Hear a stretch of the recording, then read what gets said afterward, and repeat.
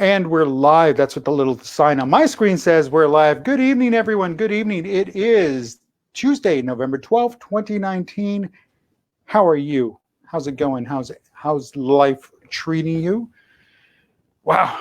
Yesterday, November 11th, the 101st anniversary of the end of the First World War. And wow, great day. It was Veterans Day. Veterans Day. So thank you to all of you that said thank me for my service. It's not what I signed up for, but I appreciate the thought. I appreciate the sentiment, and I know it's a lot of us didn't sign up for that. We just signed up because that's what we saw as our duty. We saw that, hey, we needed to contribute because it seemed like the right thing to do, and I don't regret one bit of it. So wish we had more like that. But hey, that's just the way things go. So anyway, thank you for stopping by. Today's Tuesday, November 12th, 2019. And as always, you know what we do on Tuesdays. That's right. We talk about, leadership in the news. And I'm going to go back to yesterday's news. And a lot of this came out in the news on regular, my local news. And then I read it online on the major news outlets online. And some of them had just done a little work on, figuring out what's going on with fraud and scams, online scams and stuff like that, and how it affects and how some of them are straight targeted at veterans and able-bodied veterans or veterans with disabilities. Doesn't matter. It's like these people see an opportunity and they just hone in, they zero in, they focus, and they do it, and they're off and running. So these scams, and they run the gamut. I mean, it's just simple payday loans with exorbitant amount of payback interest rate, all the way to elaborate Ponzi schemes. And I mean, it's nonsense. The one I read about that really caught my attention is those veterans that are getting those disability checks. Well, they're getting those disability checks for a reason. And, sometimes, all of us, we all find ourselves in unique financial situations. And two of the veterans that are mentioned in this one, he was getting into this messy divorce. He just wanted to bring it to an end. And so he knew he was getting these recurring structured settlements or structured payments, not necessarily a settlement, but a structured payment. And so he went ahead and hedged on that and took out a loan for like $9,600. Or I'm sorry, 5,000 and change. 96 was the other gentleman that they talked about.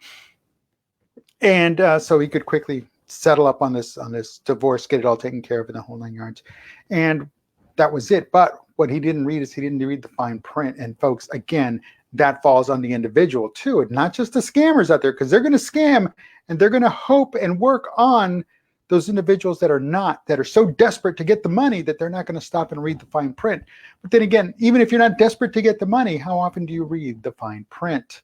That's why they call it fine print, because it's a huge contract and you know what you need at the end. I mean, if you're in a situation where you need a vehicle, sign away. You're in a situation where you need that cash now, and there you go. So you sign away. So, he got his divorce, everything is all settled, but now he went ahead and is paying back through this deduction out of his disability pay, and it's creating a long-term situation in which he wasn't planning for. So he was only asking for 5 and change, but it turns out that the way it was structured, he ended up paying $18,500 back.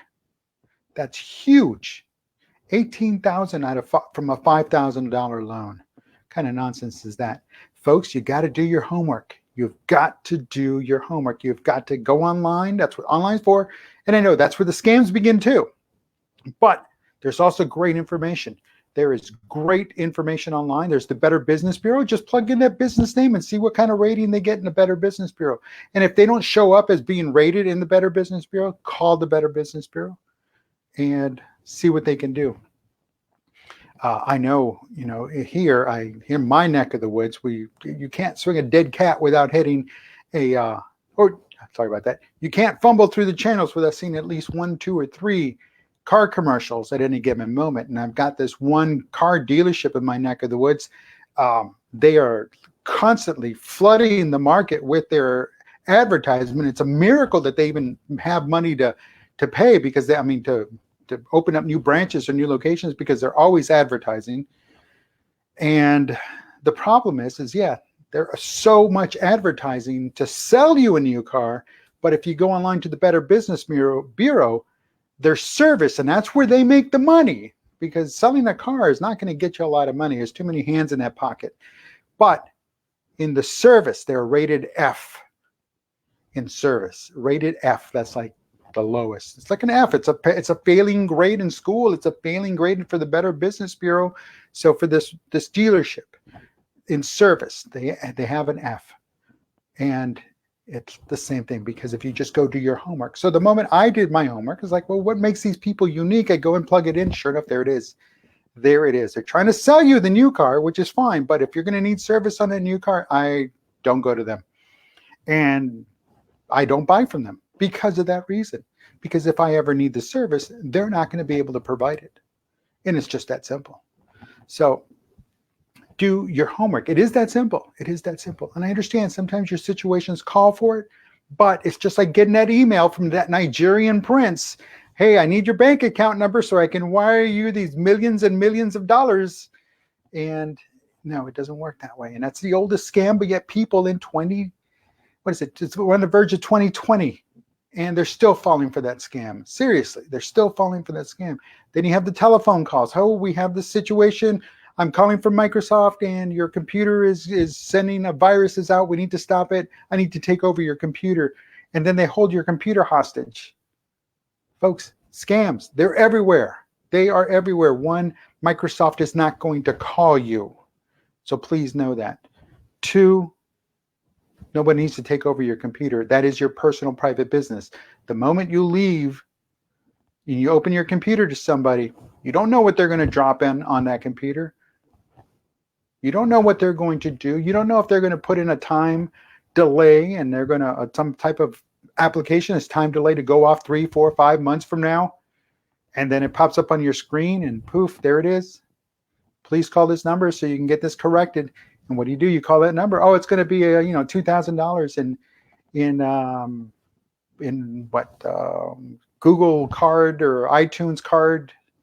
And then what have you got? Exactly. You got scammed. That's what you got. Folks, it's about doing your homework. It is just that simple. Just do a little bit of homework. If someone just not so long ago told me, maybe was it yesterday or today, if it's too good to be true, it probably is. So it's I would do a little homework. Do a little homework, because again, you don't need those scams. Your money is your money. Your time is your time. Your resources are limited. Everybody's resources are limited. All of us together, we don't have endless amounts of money. So we are all on fixed incomes. And I'm talking everyone, we earn this much money. Well, it's fixed, right? Unless you do something else, and which we should be doing something else, the side hustles. But so long as those side hustles are not scams, part of a Ponzi scheme, the birthday club, multi-level marketing, stuff like that.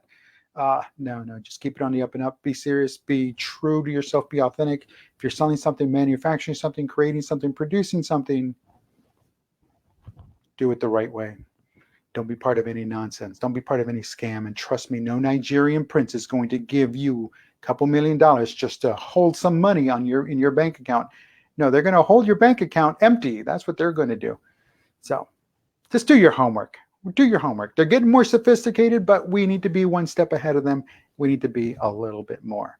So again, I understand we get in situations, but we don't need it to be what's going to destroy us financially. So I'm Dave Guerra. This has been Leadership. Let's have a chat about leadership for Tuesday, November 12th, 2019. Today is Leadership in the News, and I'm talking about scams, frauds, schemes. Again, people want to take your money. Don't make it easy on them. Don't give it to them. It's just that simple. Listen, those are all my links. Follow me on Instagram, on Twitter, and on Facebook. And until tomorrow, I wish you a great evening. Take care. We'll talk to you soon. Peace.